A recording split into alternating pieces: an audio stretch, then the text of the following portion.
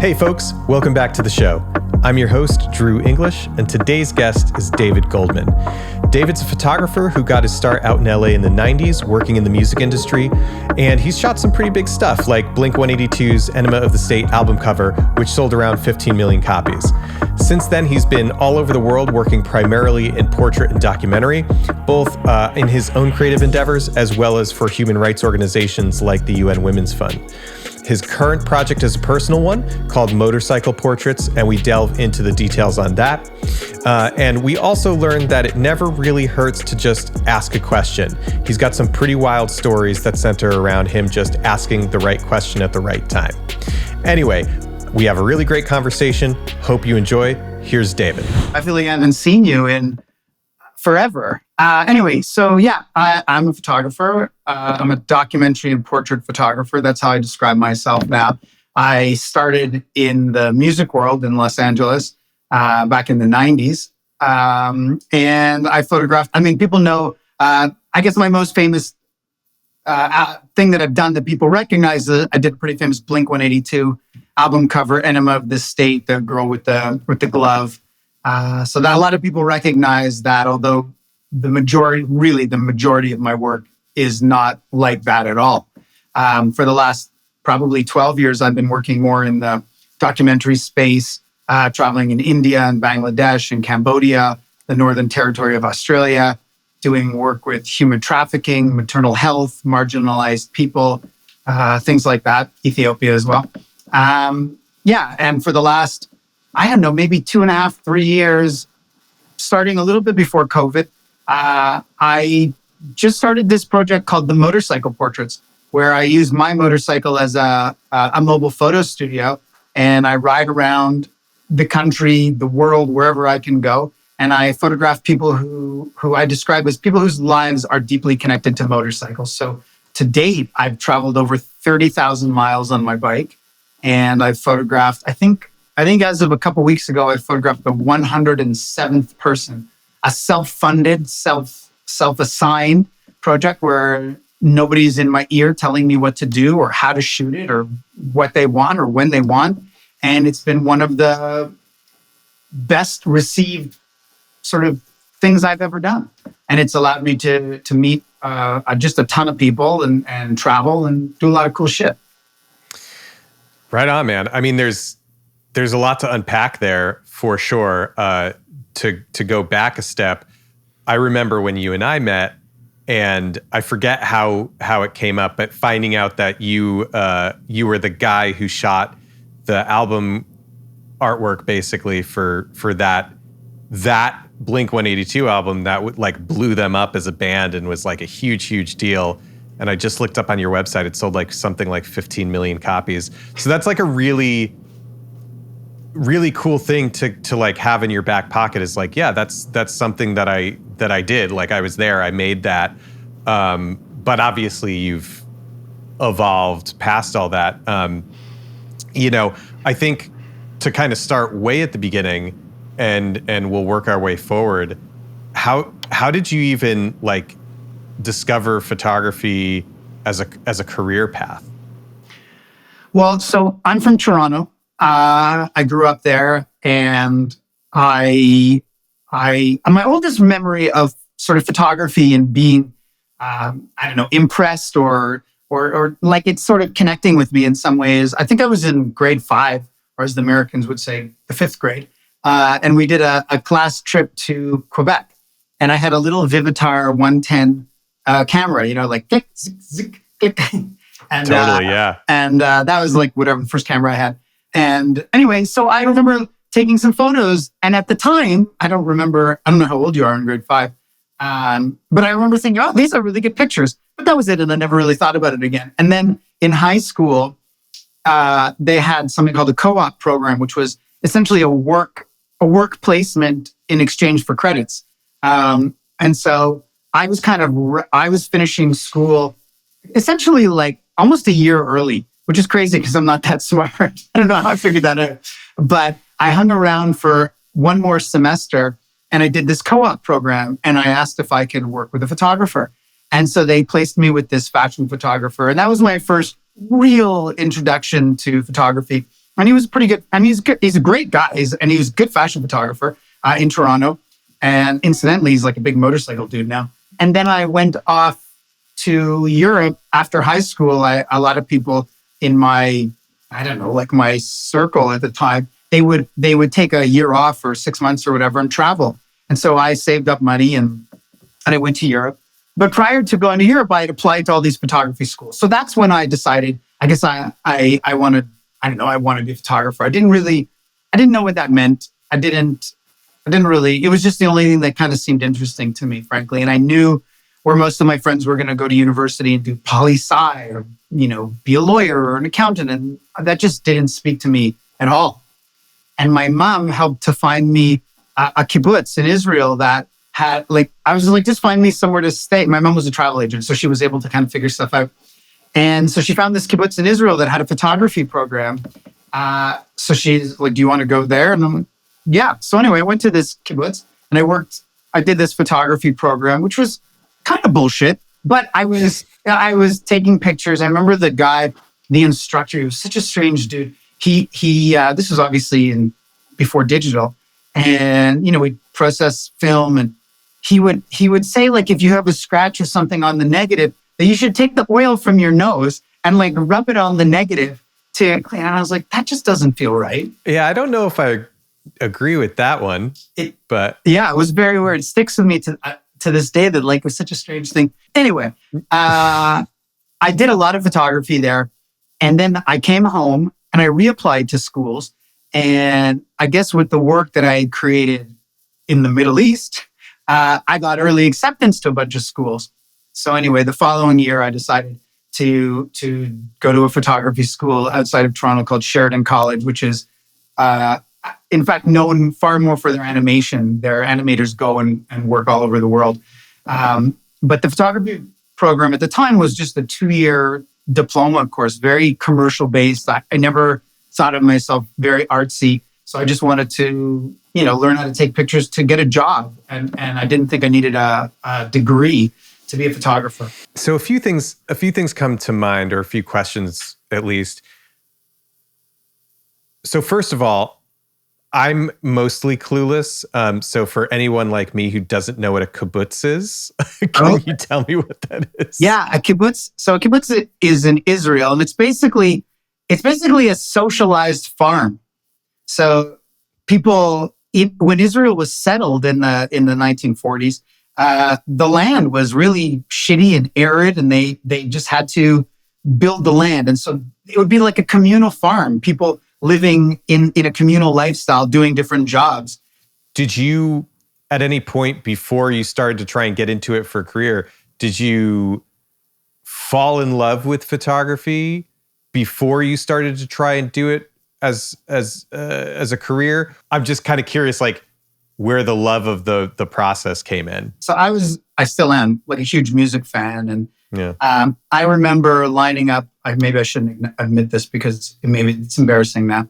But a friend and I were lining up for Jethro Tull tickets in the 80s, and we woke up in October in Toronto. Woke up at 4 a.m.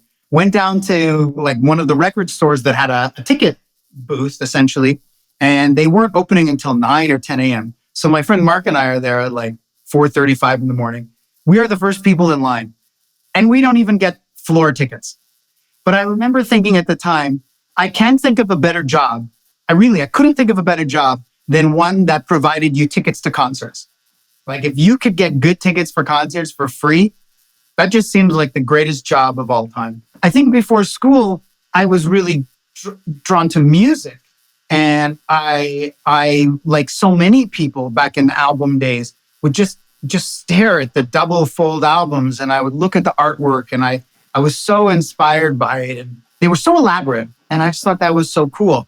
But I never thought I would be a music photographer. I never really wanted to be a live music photographer. When I moved to LA, I assisted a lot of photographers.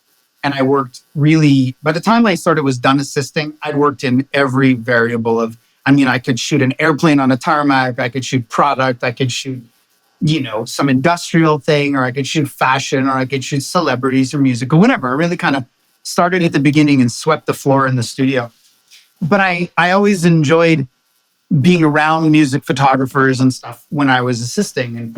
And those are the guys that I had met and connected with the best. I never really got into fashion and things like that. So when I stopped assisting, I immediately started to call the art directors and the art buyers who I had met when I was an assistant as a photographer.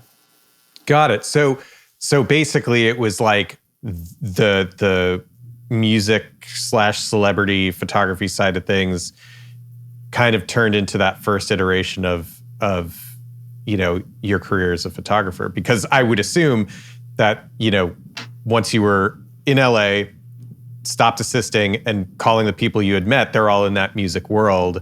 So that kind of evolved into, getting gigs like this Blink-182 thing. Am I right or wrong on that? Yeah, you're pretty right. The very first, so I was an assistant for a long time, and I worked with a lot of photographers, and it's been a long time. I feel like I can talk about this, but I've not really. I mean, I talk about this. My friends know about this. My family knows about this, but it's not known on the global sense. Assuming this podcast is global, let's hope it is. I'm hoping, although I hope it doesn't end up in a lawsuit for me. I will say that I was hired by Annie Leibovitz to move to New York to be her first assistant. And there was I was sort of wrapping up my assisting days. She hired me to come to New York to be her assistant.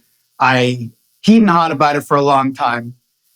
In the end, after initially saying no, I was sort of convinced to do it, and whatever. And literally the day before I was meant to drive from LA to New York with a buddy, we were going to drive across country. I had the U-Haul outside. My apartment was totally full. There was just an answering machine and a phone on the floor of my apartment. And we were going to drive and get there I was going to be in New York for Thanksgiving, have the weekend at my buddy's house. And on Monday, we were going to start working with Annie. And I had worked with her as like a third or a fourth, a local in LA. And she seemed to like me. And I knew her guys. Anyway, I come home from a kind of a goodbye party, and there's a message from Annie saying, hey, David, it's Annie, give me a call back. And I thought she was calling to say, have a good trip. But I called her back, and she basically said, I've changed my mind. Don't come out. I had to decide what I need. Like, I didn't want to go back to assisting. I was like, it just took the wind out of my sails, and it really stung. Like, it really hurt. But I needed to work, and I didn't want to assist. So I called everybody I knew. That was the impetus for me to transition to shooting. And I called everybody I knew, and somebody at Warner Brothers in music, they're like, oh, do you want to shoot this band tonight at the Roxy? And I was like, I think they said, I don't know, it pays like $250 or something. And I was like, yeah, because I'm working all day for $175 and I'm schlepping all the gear and my back hurts. And you're going to pay me $250 to be the photographer. And it's only going to take like however long, and it's going to be fun. And that was the beginning of that was literally like going from this side to this side. So you take the gig, you're shooting at the Roxy, and then how long, like what period of time, or like what does the grind look like to get from there to the level of like shooting the Blink-182 cover? Or I looked at your website, back in the archives, there's a bunch of like Joss Stone stuff. Just curious how you like worked from, live gig for $250 at the Roxy up to like shooting the bigger bands and artists, things like that.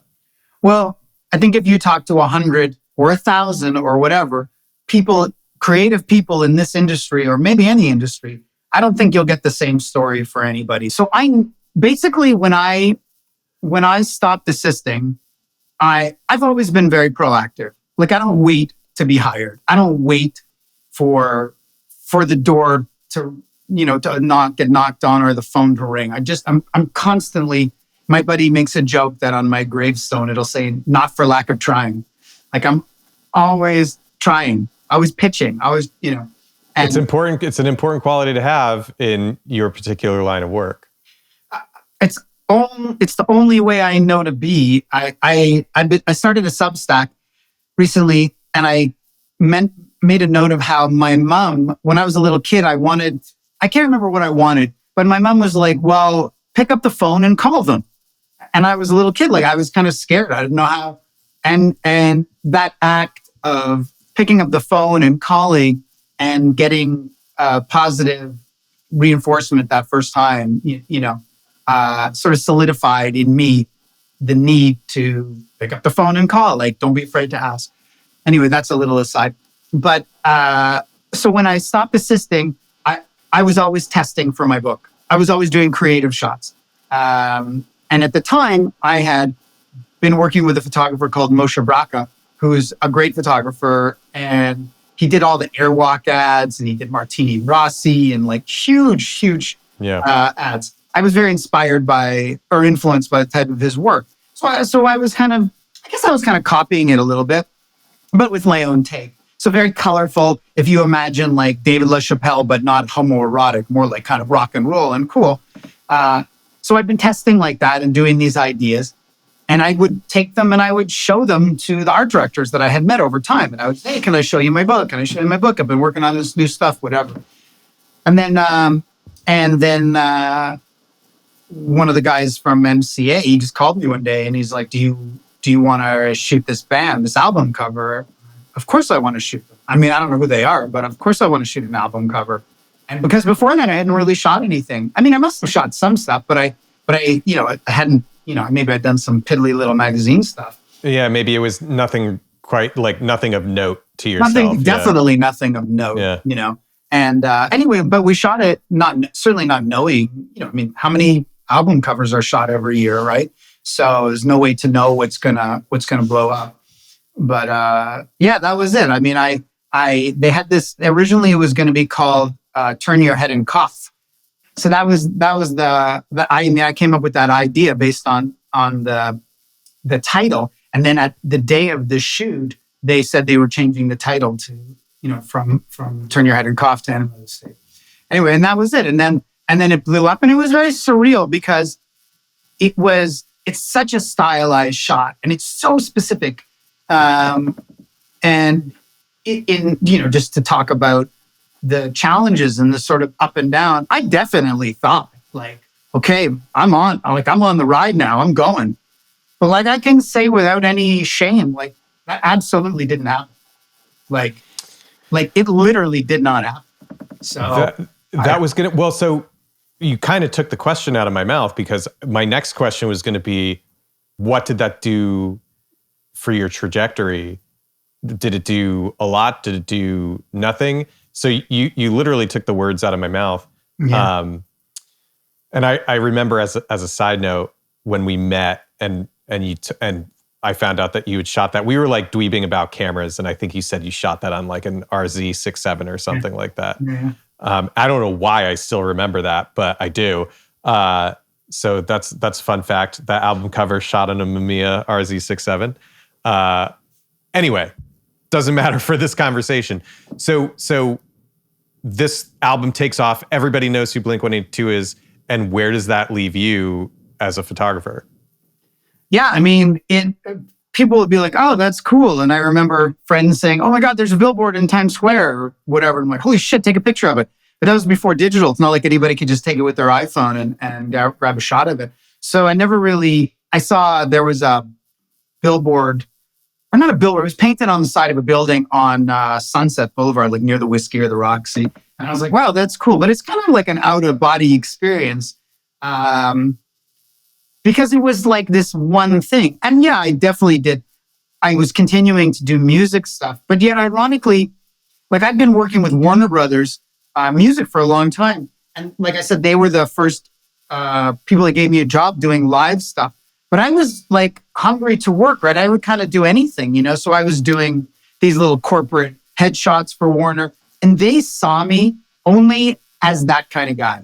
Like if there's somebody got a job bonus or like changed positions or something, and I did publicity stuff for Warner, but shitty stuff. Like it never really paid anything. Meanwhile, I have this album that's selling literally millions of copies.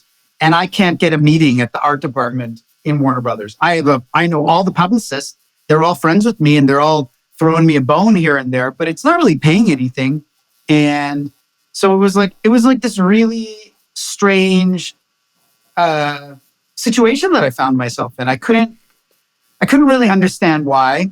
And then, so then it's like a couple of years later, and then the next Blink album comes, and I thought they would ask me to shoot it, and they didn't. They asked another guy, and he basically copied the style that I had, and he did it, and like that was it, and like that was it. It seems like you felt like you were getting like put into a box, right? You could, you had this one job that lots of people are seeing, but it's not really doing anything to get traction for your career. And then you're going out and just like going to the next job and getting the next gig. And then you get boxed in by these clients saying like, oh, we're just going to hire David for this type of shoot and not give him a chance to like, not test him out on anything else. And I know what that feels like. I've been there on my own like career path to like really fight the good fight to like try and get like a different type of gig, and it's calling everybody under the sun, and nobody really wants to hear about it. So yeah, man, I mean, I can see where that's a bummer. Like it would be a bummer. Like I've shot stuff and then not been brought back to do like the next iteration, and you always wonder why, and you might have your own ideas as to why, but like at the end of the day, I don't know if that's really constructive or helpful. Yeah, you can spend a lot of time worrying about, why things happen and what's the problem and what's wrong with me, or did I do something wrong? And I've always had the perspective of like, I'm just going to try to treat people well. I hustle hard. I'll like hand deliver stuff. I was never like snobby. I always like went out of my way. Maybe that made me too accessible. I don't know. And I'm sure a lot of creative people go through this cycle. And it took me a long time to get to this stage, but I realized when in my mind, I should have been further along. Like I would see people who were sometimes contemporaries who were like, oh my God, that guy's shooting this, that, and the other. I'm like, why the fuck am I not shooting that? Certainly not a question of my capacity to do the work. I'm not the most social person. Like I'm not like hugging everybody and whatever. But I remember being bummed out and then kind of having this, not an epiphany, but like this thought that it's not a question of my capacity to take the pictures. So like, I don't doubt my ability to deliver, right? But there was a time when I was like, maybe I'm not good. Maybe, like I'm an imposter. Like, what am I doing here? Like all of that kind of stuff. Although I know imposter syndrome generally comes like when you're doing very well. But when I kind of realized that there are myriad reasons why I'm not hired, the same way when I do a casting, there are myriad reasons I don't pick like 100 out of 101 people. It could be just, oh, I had a laugh with that person, or who knows? Like it's so arbitrary sometimes why people are hired, and it's so competitive in our industry. So I do think like, being known for the Blink thing, and I will say the Blink thing has done me a lot of good. It's not like it's ever harmed me as far as I know, but it may have not delivered in the way I thought it would deliver, but it's certainly delivered in other ways. Once I realized that it's not like things are out of my control, all I can do is try to be the best photographer and the best person I can be, I felt a lot better. It didn't change the fact I still needed to earn money. It didn't change that, but it took the pressure off of questioning my ability to deliver a product. So that part is gone. Yeah, I mean, I think that's a really, really important point to make. I certainly struggle with like self-worth or imposter syndrome, or like however you want to label it. I've struggled with it. I guarantee you most, if not everyone listening to this, has also struggled with that in some form, where you place a lot of it on yourself. The trying to reason out like why I didn't get this next gig, or why am I not doing better? Why is this buddy of mine or this colleague of mine shooting this job when I know I'm just as good? And, I know I could knock this out of the park. Like you put all that on your own shoulders. And I think there's a lot of value in what you just said, where you learned to take that off of yourself. And just like when you make decisions on creative jobs, like you said, casting, like all those decisions are trivial. Like they're all trivial and the competition is so high that it's like, you probably didn't do anything. It was just like somebody made a different decision on a given day, and that's how it is.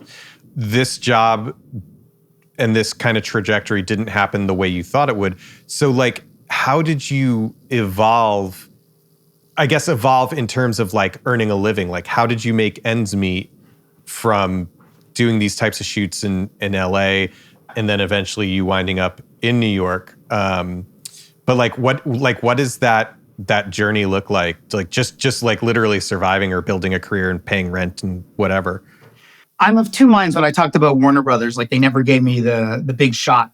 On the other hand, they were my bread and butter, right? So I could easily go and knock out a job, $1,500 here, $800 here, $750 there, $2,500 here. Easy. It was, I think, my ego that wanted more. I'm like, oh God, fuck, why aren't they hiring me to do this? Because I know I can deliver. It was hard for me to appreciate what I was getting because I had aspirations for more. Like I wasn't happy I didn't see myself as moving to LA to do like with a fucking umbrella, do a little portrait of a guy who got a corporate raise or whatever. That's not how I saw myself. Yet I could walk into Warner Brothers Records at the time, walk right past security. I was there all the time. I was like the Warner photographer, like somebody would say, oh my God, what a great gig. Like, they know. I walked out with like manila envelope full of CDs. I would say hi to everybody. It's like, what's happening, knocking on doors. I knew so many people there in the catacombs of that incredible offices in Burbank. But it was never good enough because I was young and I aspired for more. So, but that's how I made ends meet. Those were the jobs that I did. I just did all those little jobs, and occasionally I would do another album, or occasionally I'd do, whatever. And I would always be hustling, and I would always be trying.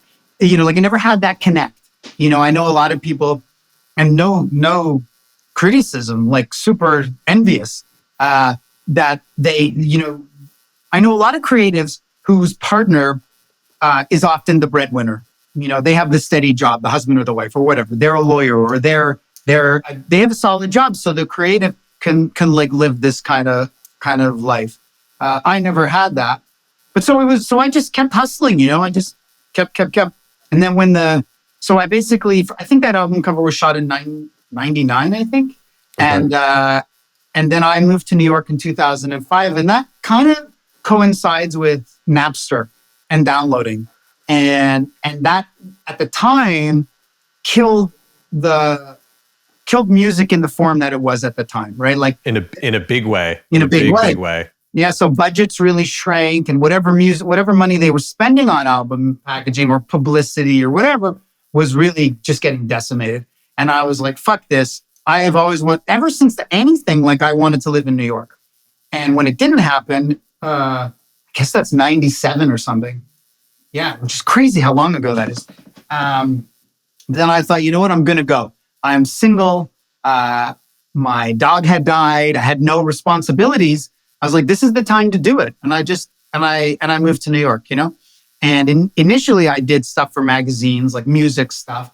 And then I got into my career took a little bit. And this might be the time when you and I met. I'm trying to remember. But I had an ex-girlfriend of mine was diagnosed with breast cancer, and I created this company called Send Your Best, which was essentially what GoFundMe is, but it was before GoFundMe. And so at the time we were like, oh, I want to create a support community for so-and-so going through a challenging time.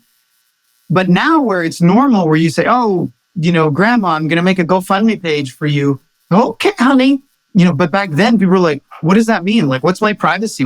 We couldn't kind of figure it out. But I worked on that for 5 years as an entrepreneur in like a tech startup in New York. So I was like the creative guy, and it was my job to connect with partners. And so I did this partner thing with Gilda's Club, which is a cancer support community that was named from Gilda Radner and from Saturday Night Live. And they had this thing, I don't remember what it was called. I feel like it was called like Portrait Day or something. And it was where photographers all around America or North America would donate their time to do a portrait of people maybe they're homeless or maybe they don't have the money to do it normally or whatever. And so I did these portraits for Gilda's Club. And I remember thinking like how rewarding that felt. But it was really nice to do that. And then I just thought like, I wonder how I can connect this sort of feeling of doing good with photography. And then just coincidentally, this opportunity came up for me to go to Ethiopia and work on a story on obstetric fistula. But that's like how I kind of transitioned into more documentary work. It happened again, very like kind of strangely naturally.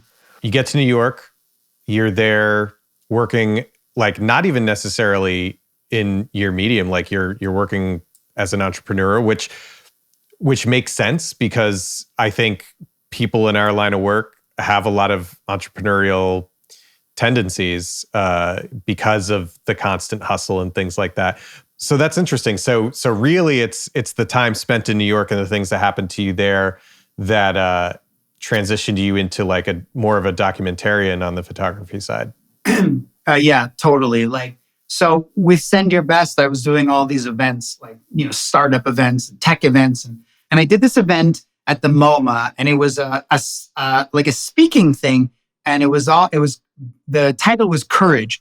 And they had these speakers that Richard Branson was talking. Bob Simon from 60 Minutes was talking. This woman, I don't remember her name, from Mexico, whose son was murdered or like by gangs. And she had stood up and made billboards, And I remember thinking that so I'm always a photographer, even though I was doing Send Your Best, I'm like always hustling as a photographer. But I remember thinking two things. I was sitting in a theater, and there's the aisles on the sides, and I wasn't too far from one of the aisles. And Richard Branson's talking, and I was like in pitch mode. And I said, if Richard Branson walks down the aisle towards me when he leaves, I'm gonna pitch him. And sure enough, it happened. And I was like, okay. And I got up and I followed him, and I basically rode the escalator and then out and walked down the street with him. And I pitched him Send Your Best. And he's like, that's really amazing. I'm going to connect you with Virgin Unite, which is their sort of nonprofit wing, and this woman, Priya. And I was like, all you got to do is ask. It was like another one of these sort of things that like, if you ask, most people don't ask. Most people are afraid to ask. They're afraid of whatever they're afraid of bothering people, of wasting their time, or who knows what. So I asked him. That was really good for Send Your Best. But I also saw Bob Simon, and he told this story about when so this is the first Gulf War in the early 90s. And he said that he was kidnapped, I think in Iraq or Saudi Arabia. I can't remember. And so I'm talking to him a little bit, and I asked him if I could do a portrait of him. I had no reason to do a portrait other than I just thought it would be really cool. And growing up, I loved 60 Minutes. I just thought it's an amazing show. So he's like, sure, call me. So I called him. He said I could come up. So I went up to 60 Minutes offices, and I couldn't believe I was there. I mean, I couldn't believe it. There was a whiteboard with all these stories that they were working on. And I just thought I'd been welcomed in. It just blew my mind. So I photographed Bob. He couldn't have been nicer. And I asked if he would introduce me, like you're there. You can't leave. You got to get the other guys. And so I was like, could you introduce me to Morley Safer?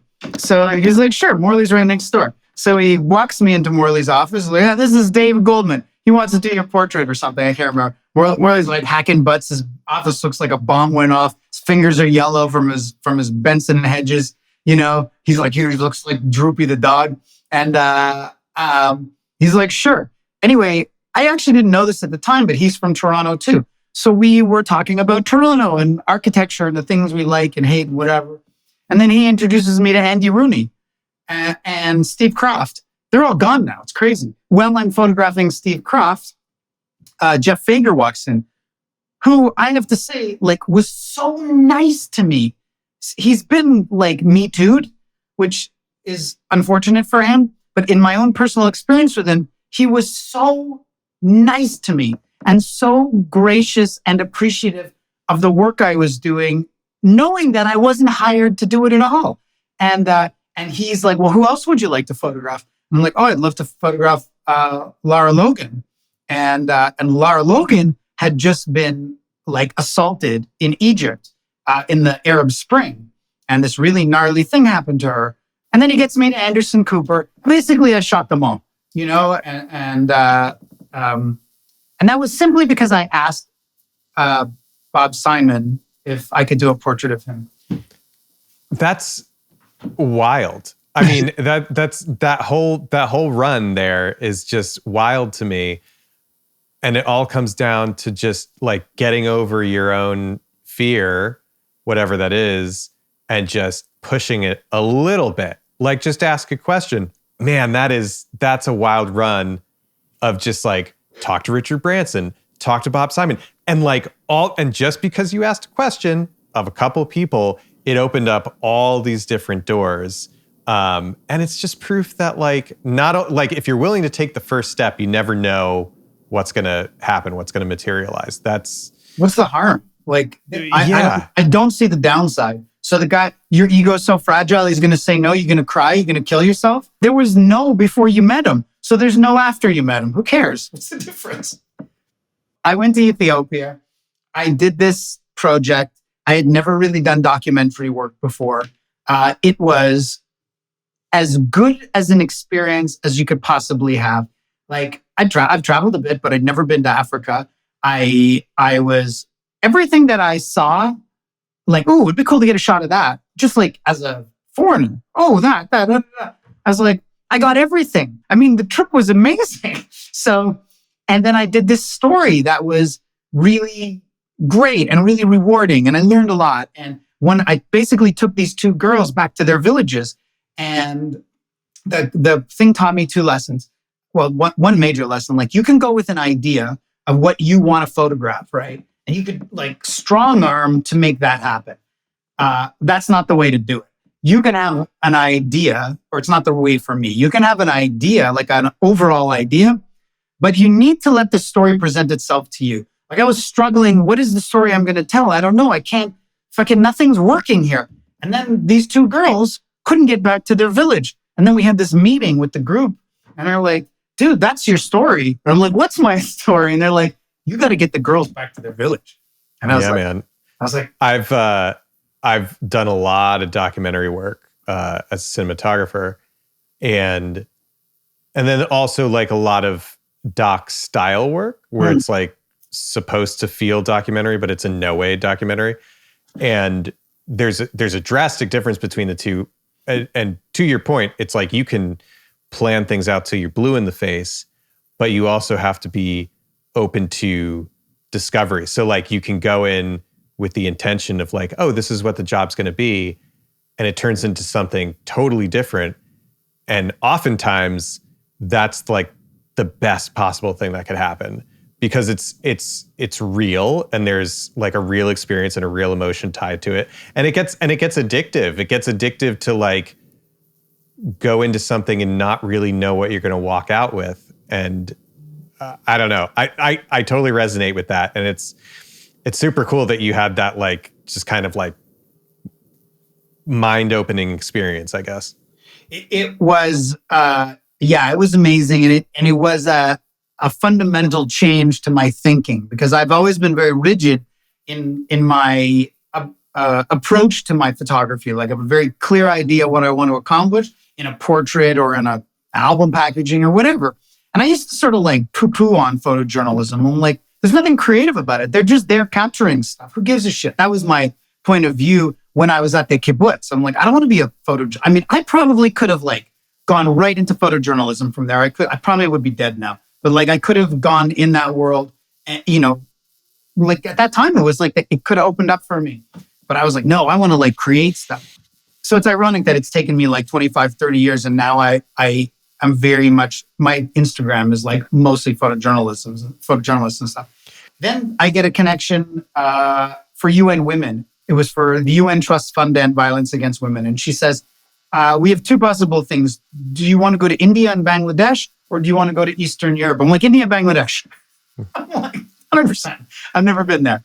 And that was based on my Ethiopia story, the project. So I went to India and I did this project, and it was again it was just to see India and have these experiences, and didn't pay very much, but it was on their dime. And then I saw all this other stuff there and I'm like, oh my God.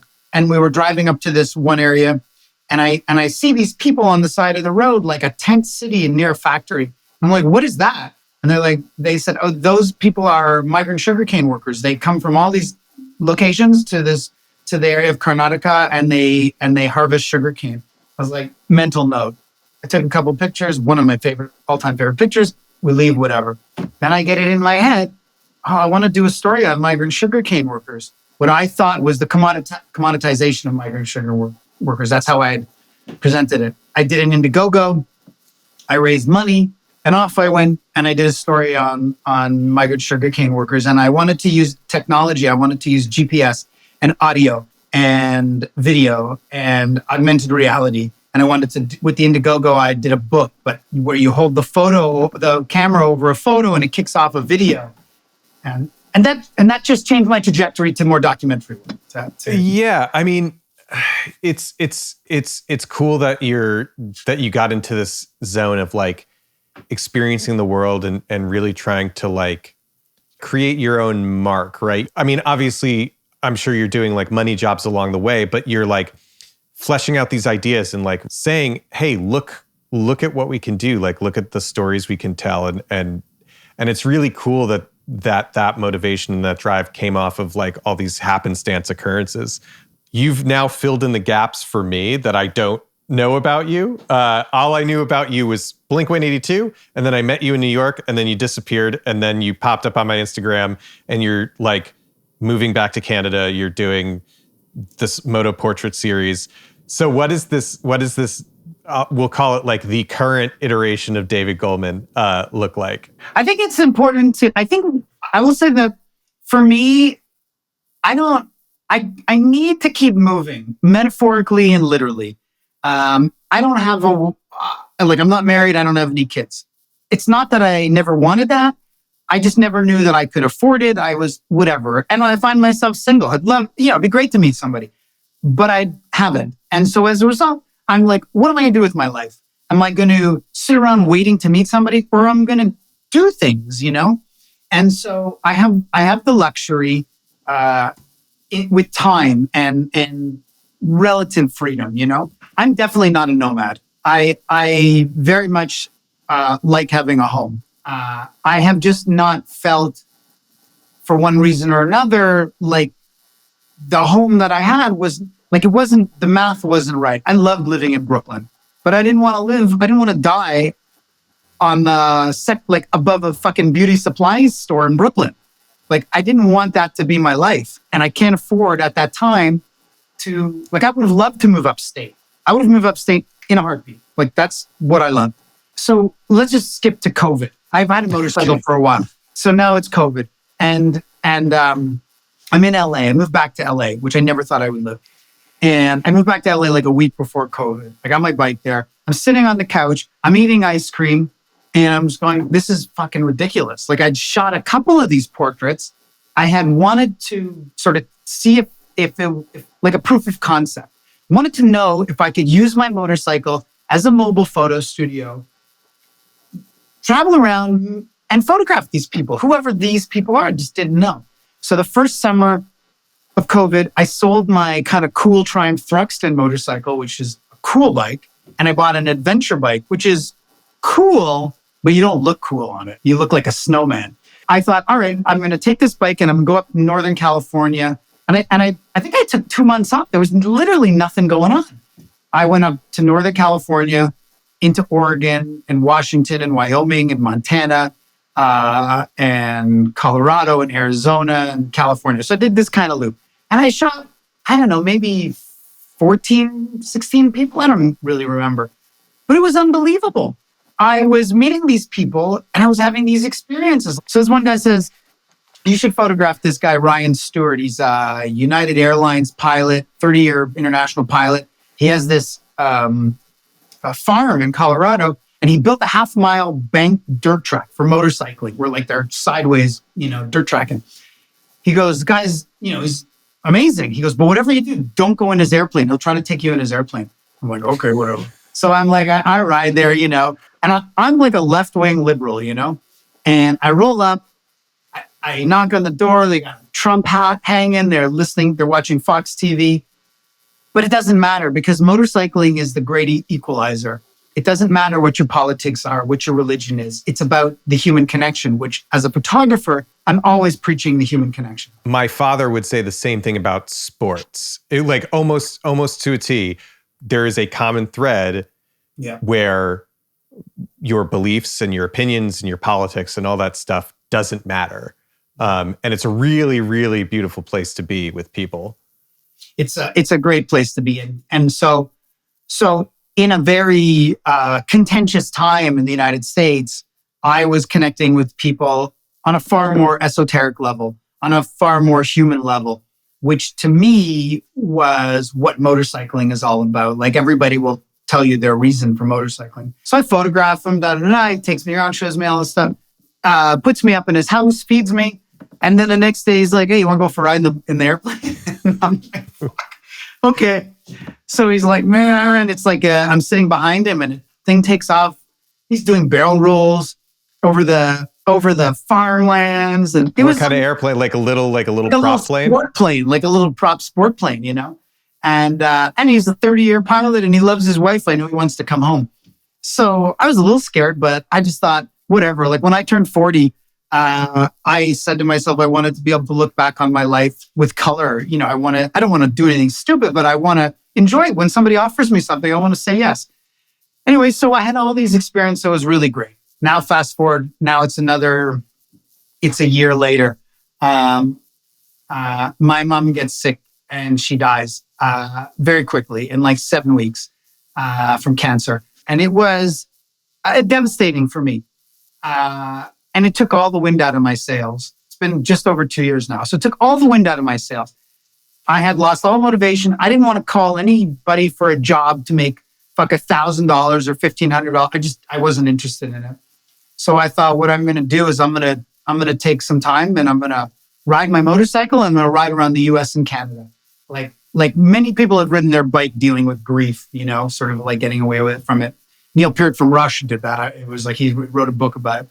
Anyway, so in the back of my mind, I was like, if I don't live in California, where would I live? And so I did this trip and I was on the road for 4 months and I photographed just a ton of people and did more and more. And I came through this area in Nova Scotia, which I had never really been. And I kind of fell in love with it.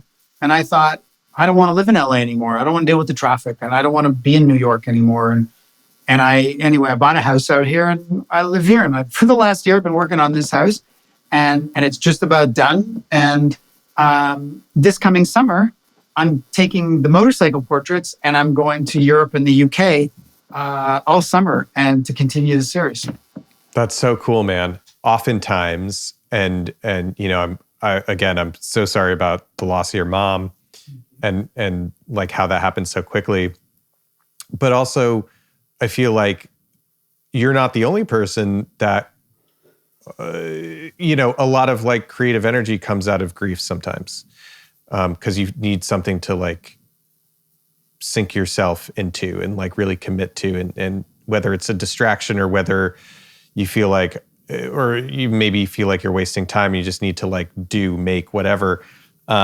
It's just interesting because, you know, you're certainly not the only person that's gone on a creative tear after something life-changing. Yeah. And it's, you know, in a positive light, it's great that you had the means to like relax a little bit and like focus on the creativity.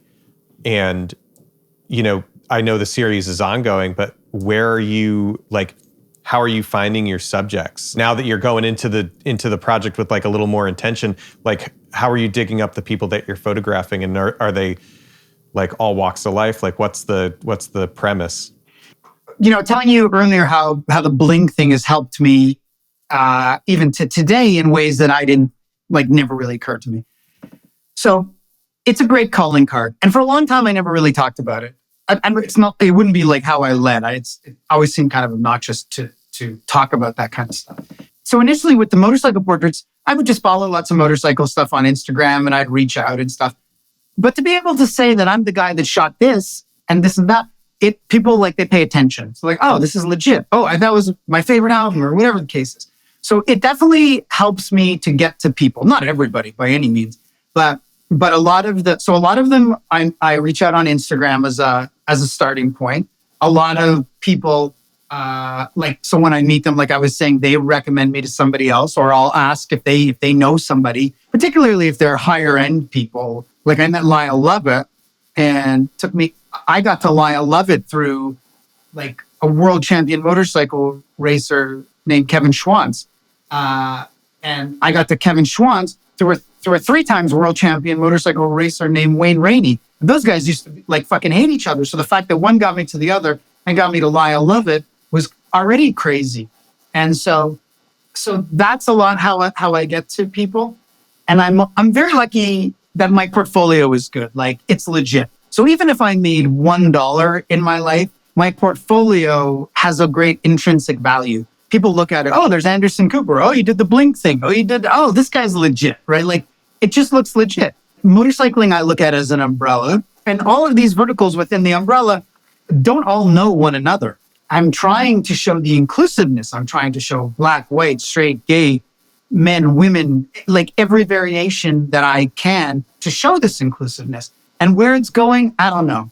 It almost feels like the yellow brick road. Like I don't see it and then it starts to appear. I'll tell you one other Blink story because it's kind of crazy.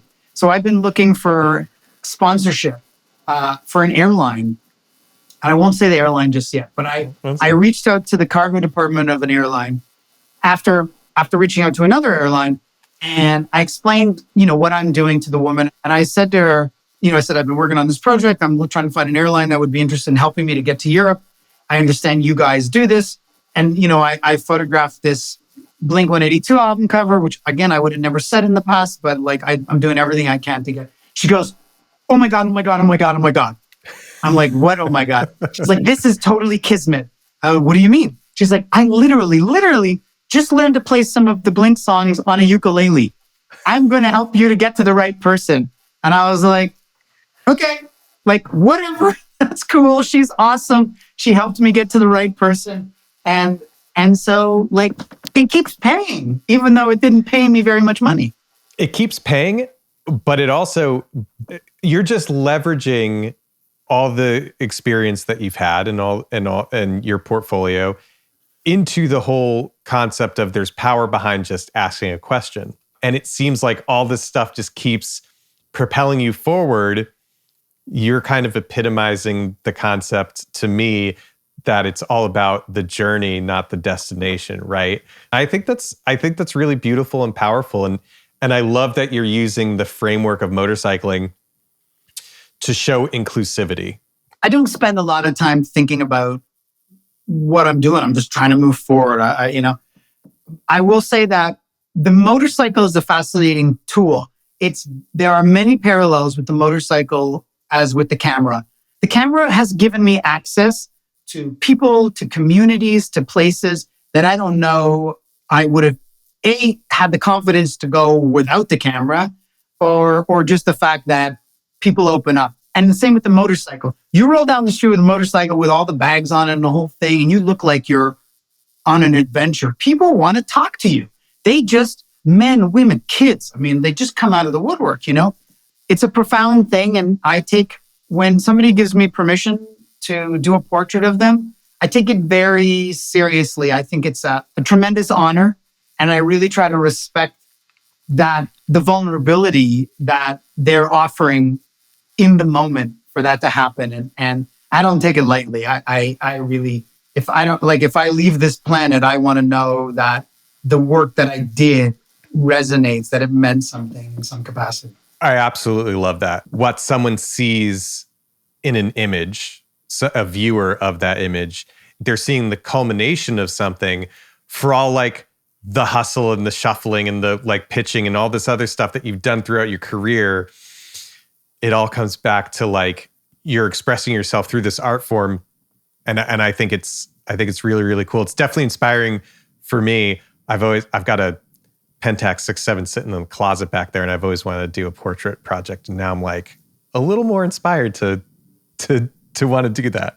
Hey, you just got to ask, man, that when I was an assistant in Toronto, a photographer I worked with, he gave me a little project. He's like, just walk in your community and go into the shops and ask to do portraits. And I was so scared, but it's so good as an exercise, as a muscle building exercise to ask permission.